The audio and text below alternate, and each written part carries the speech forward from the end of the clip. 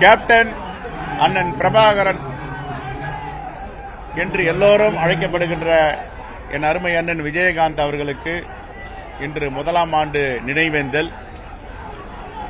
இன்றும் அவர் மக்களோடு வாழ்ந்து கொண்டிருக்கிறார். 2006 முதல் 2011 வரை அவர் சட்டமன்ற உறுப்பினராக இருக்கும் பொழுது நானும் அண்ணன் விஜயகாந்த் அவர்களும் பக்கத்தில் 5 ஆண்டுகள் அமர்ந்திருந்தோம்.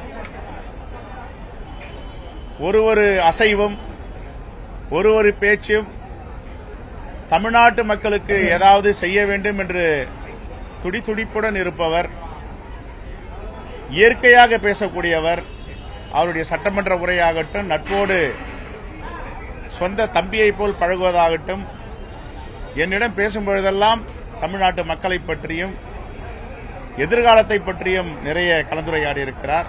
அப்படிப்பட்ட ஒரு மாமனிதர் நம்மிடம் இல்லை என்றாலும் அவருடைய திரைப்பட பாத்திரங்களும் அவருடைய தமிழ்நாட்டு மக்களுக்கு சொன்ன செய்திகளும் வாழ்ந்து கொண்டிருக்கின்றன.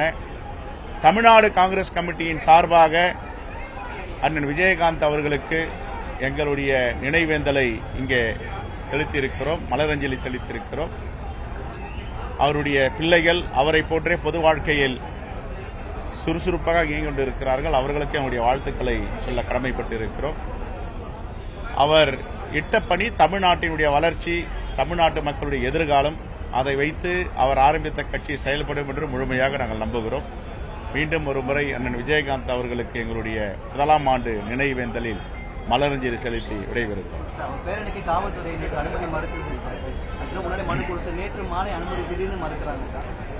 நாங்கள் புதுடெல்லியிலிருந்து மேனாள் பிரதமர் டாக்டர் மன்மோகன் சிங் அவர்களுடைய இறப்பு நேற்றைக்கும் இன்றைக்கும் டெல்லியிலிருந்து இப்பதான் விமான நிலையத்திலிருந்து இறங்கி நேரா வர இது விஷயமா எனக்கு எந்த தகவலும் இல்லை.